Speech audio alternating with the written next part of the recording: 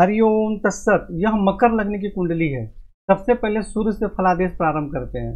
सूर्य इस कुंडली में स्वास्थ्य एवं आयु के स्वामी हैं और सूर्य को अष्टम भाव के स्वामी होने का दोष नहीं लगता है, इसलिए सूर्य को मार्केश भी नहीं बोलते हैं, आकारक भी नहीं होते। और यहाँ जो सूर्य है उस पर राहु की दृष्टि, यानी तृतीय भाव में सूर्य विराजमान हो गए, स्वास्थ्य एवं आयु के स्वामी, और उस पर राहु की दृष्टि, तो जिसके कारण भाई बहन के सुख में कठिनाई एवं परेशानी होती है, भाई बहन से मतभेद होता है और स्वास्थ्य एवं आयु के संबंध में भी कठिनाई एवं परेशानी होती है। जीवन की उन्नति में भी कठिनाई एवं परेशानियों का सामना करना पड़ता है। यहाँ से सूर्य दृष्टि डाल रहे हैं नौवां भाव पर, जिसके कारण परिश्रम के माध्यम से भाग्य की विशेष उन्नति होती है। आप धर्म का पालन भी करते हैं, परंतु सूर्य यहाँ देखिए बिल्कुल कमजोर है और राहु से पीड़ित है, तो इसलिए यहाँ पे आपको सूर्य का मंत्र जाप करना, आदित्य हृदय स्तोत्र का पाठ करना, जल अर्पित करना, यह सब करना जरूरी है और राहु से संबंधित दान एवं उपाय करना अत्यंत ही आवश्यक है। चंद्रमा इस कुंडली में सप्तम भाव के स्वामी है, पत्नी एवं वैवाहिक जीवन के स्वामी है और यह चतुर्थ भाव में विराजमान है। और शुक्र के साथ विराजमान है और यहाँ चंद्रमा पर किसी ग्रह की, राहु केतु या किसी की दृष्टि नहीं है, तो जिसके कारण माता भूमि भवन वाहन का सुख प्राप्त होता है, पति एवं वैवाहिक जीवन का सुख प्राप्त होता है, दैनिक रोजगार में सफलता प्राप्त होती है और दसम भाव में दृष्टि के कारण पिता राज्य एवं रोजगार के क्षेत्र में सुख सम्मान एवं सफलता प्राप्त होती है।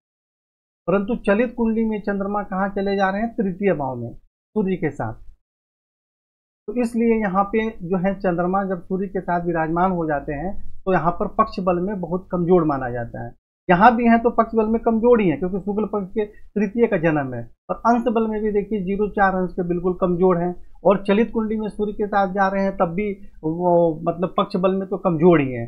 अब यहाँ विराजमान है तो माता भूमि भवन का सुख प्राप्त होगा, यहाँ विराजमान है तो पराक्रम में वृद्धि होगी, भाई बहन का सुख प्राप्त होगा। लेकिन यहाँ जब चंद्रमा चलित कुंडली में जाएंगे तो राहु के कारण यहाँ भी पीड़ित होंगे, तो इसलिए यहाँ चंद्रमा को मंत्र जाप करना, इसको शुभ करना अत्यंत ही आवश्यक, जिससे कि श्रेष्ठ लाभ प्राप्त हो सके।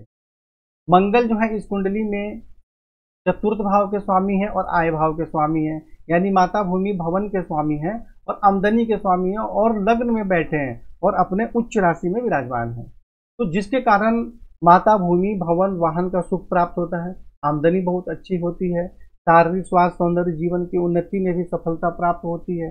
यहाँ से मंगल दृष्टि डालते हैं चतुर्थ भाव में स्व राशि में, तो जिसके कारण माता भूमि भवन वाहन का सुख प्राप्त होता है।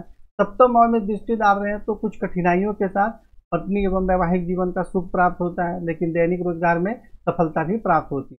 और अष्टम भाव में दृष्टि डालने के कारण आयु में वृद्धि होती है। तो यह तो हो गया मंगल का अकेले का फलादेश, परंतु जब इस पर मंगल पर केतु की दृष्टि भी है तो मैंने जो भी मंगल से संबंधित लाभ बताया, माता जमीन जायदाद प्रॉपर्टी आमदनी स्वास्थ्य जीवन की उन्नति, इन सभी क्षेत्रों में परेशानी के योग बना रहा है केतु से पीड़ित होने के कारण। इसलिए श्रेष्ठ लाभ प्राप्त करने के लिए केतु से संबंधित दान एवं उपाय करना अत्यंत आवश्यक है। मंगल अकेले तो श्रेष्ठ लाभ बना रहे थे, परंतु केतु की जब दृष्टि पड़ रही है तब जाकर वास्तविक फलादेश पता चल रहा है कि यहाँ कितने सारे परेशानी के योग बना रहे हैं। बुध जो है इस कुंडली में भाग्य भाव के स्वामी है और षष्ठ भाव के भी स्वामी है, और बुध इस कुंडली में द्वितीय भाव में विराजमान है, जिसके कारण धन एवं कुटुंब का सुख प्राप्त होता है, धन का संग्रह होता है, भाग्य की उन्नति होती है, धर्म का पालन करते हैं, उच्च शिक्षा प्राप्त होती है और अष्टम भाव में दृष्टि के कारण आयु में वृद्धि भी होती है। और चलित कुंडली में जो बुध है वह लग्न में विराजमान हो जाए, तो जिसके कारण शारीरिक स्वास्थ्य सौंदर्य एवं जीवन की उन्नति में भी सफलता प्राप्त होती है। ऐसे व्यक्ति भाग्यशाली भी होते हैं। लेकिन बुध जो है नवम भाव के स्वामी है और बिल्कुल कमजोर है, इसलिए बुध को प्रबल करना आवश्यक है जिससे श्रेष्ठ लाभ प्राप्त हो सके। गुरु इस कुंडली में खर्च के स्वामी है और तृतीय भाव के स्वामी है। गुरु को इस कुंडली में अकारक माना जाता है और गुरु स्व राशि में विराजमान है, परंतु जिस प्रकार सूर्य पीड़ित है उसी प्रकार राहु की दृष्टि के कारण गुरु भी पीड़ित है, तो स्व राशि में तो है लेकिन पीड़ित है, तो जिसके कारण कठिनाइयों के साथ भाई बहन का सुख प्राप्त होता है, उनसे मतभेद भी होता है और खर्च भी अधिक रहता है, उसके कारण भी परेशानी बनी रहती है क्योंकि खर्च के स्वामी होकर पीड़ित हो गए तो अत्यधिक एवं फिजूल खर्च का भी सामना करना पड़ेगा। यहाँ से गुरु सप्तम भाव में दृष्टि डाल रहे हैं तो पत्नी एवं वैवाहिक जीवन का सुख प्राप्त होता है, दैनिक रोजगार में सफलता प्राप्त होती है। नौवां भाव में दृष्टि डालेंगे तो बाहरी स्थानों के संपर्क एवं परिश्रम के माध्यम से भाग्य की उन्नति होती है। और एकादश भाव में दृष्टि डालेंगे तो कुछ कठिनाइयों के साथ आमदनी के क्षेत्र में भी सफलता प्राप्त होती है, परंतु गुरु यहाँ पीड़ित है राहु से, इसलिए राहु से संबंधित दान एवं उपाय करना अत्यंत आवश्यक है।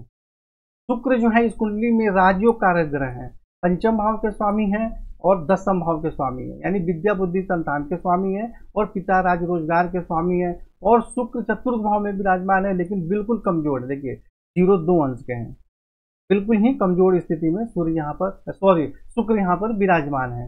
तो अब शुक्र का फलादेश पहले समझ लेते हैं कि माता भूमि भवन वाहन का श्रेष्ठ सुख प्राप्त होता है, विद्या बुद्धि संतान का भी सुख प्राप्त होता है।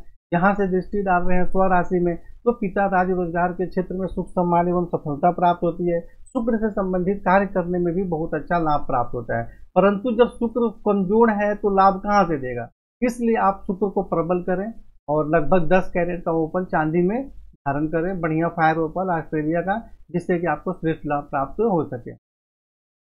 शनि जो है इस कुंडली में लग्नेश है और धन भाव के भी स्वामी है और षष्ठ भाव में चले गए, देखिए रोग और शत्रु के घर में चले गए, तो यहाँ विराजमान होने के कारण शत्रु पक्ष पर तो प्रभाव रहता है, उन पर विजय प्राप्त होती है, ननियाल पक्ष से भी संबंध अच्छा रहता है, परंतु शारीरिक स्वास्थ्य एवं जीवन की उन्नति में कठिनाई एवं परेशानी भी होती है।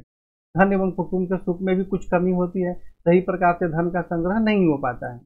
अष्टम भाव में दृष्टि के कारण आयु में तो वृद्धि होती है, परंतु स्वास्थ्य से संबंधित परेशानियों का भी सामना करना पड़ता है। और द्वादश भाव में दृष्टि के कारण बाहरी स्थानों के संपर्क से जीवन में सफलता प्राप्त होती है। और तृतीय भाव में देखिए सूर्य को पीड़ित कर रहे हैं, जिस प्रकार सूर्य को राहु पीड़ित कर रहे थे उस प्रकार शनि भी सूर्य पर तृतीय भाव में दृष्टि डाल रहे हैं, जिसके कारण पराक्रम में तो वृद्धि होगी, परंतु भाई बहन के सुख में परेशानी एवं मतभेद भी बना रहता है और स्वास्थ्य एवं आयु के संबंध में भी परेशानी होती है। तो इसलिए यहाँ पर शनि से संबंधित आपको जो उपाय बताए गए हैं वह उपाय करना है। शनि अंश बल में तो ठीक है, परंतु इसका मंत्र जाप भी करना है और उपाय भी करना है, दोनों ही करना है, क्योंकि लग्नेश है तो इसलिए हमें इसका मंत्र जाप इत्यादि करना है और यह परेशानी कर रहे हैं इसलिए इसका उपाय भी करना जरूरी है, दोनों ही करना जरूरी है। राहु यहाँ एकादश भाव में विराजमान है, जिसके कारण आमदनी प्राप्त करने में कठिनाइयों का सामना करना पड़ता है। अचानक लाभ प्राप्त होगा, लेकिन अचानक बहुत बड़ा नुकसान भी हो जाता है, तो यहाँ सावधान रहने की आवश्यकता है। तृतीय भाव में दृष्टि डालेंगे तो पराक्रम में वृद्धि होगी, परंतु भाई बहन के सुख में कठिनाई एवं परेशानी होती है, स्वास्थ्य एवं आयु में भी परेशानी होती है, अत्यधिक खर्च के कारण भी कठिनाइयों का सामना करना पड़ता है। पंचम भाव में दृष्टि डालेंगे तो कुछ कठिनाइयों के साथ विद्या बुद्धि संतान का सुख प्राप्त होता है। और सप्तम भाव में जब दृष्टि डालेंगे तो पत्नी एवं वैवाहिक जीवन में कठिनाई एवं परेशानियों का सामना करना पड़ता है, पत्नी से मतभेद भी हो जाता है, विवाह में विलंब भी होता है। तो इसलिए राहु से संबंधित दान एवं उपाय करना अत्यंत आवश्यक है।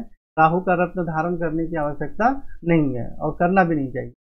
केतु यहाँ पंचम भाव में विराजमान है, जिसके कारण विद्या बुद्धि संतान के क्षेत्र में कुछ कठिनाई होती है। नौवें भाव में दृष्टि के कारण भाग्य की उन्नति होती है एवं धर्म का पालन भी करते हैं।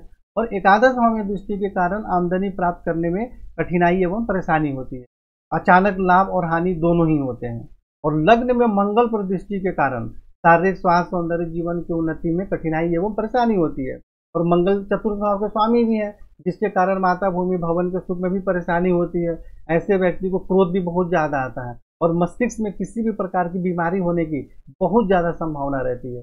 इसलिए अगर आपके मस्तिष्क में किसी प्रकार की कोई समस्या हल्की सी भी लगे तो आपको तुरंत अच्छे योग्य डॉक्टर से इलाज कराना चाहिए और महामृत्युंजय मंत्र का जाप आपको लगातार करना चाहिए। और केतु से संबंधित तो दान एवं उपाय करना है, राहु केतु का रत्न बिल्कुल भी धारण नहीं करना है। तो इस प्रकार आपने फलादेश जो यहाँ समझ लिया और आपकी कुंडली में संपूर्ण फलादेश एवं उपाय विस्तार से बताए गए हैं। आप इसको और कुंडली को देखकर समझकर और आप जीवन में आगे बढ़ें, और नहीं समझ में आए तो फोन से चर्चा करें। हरिओम तत्सत।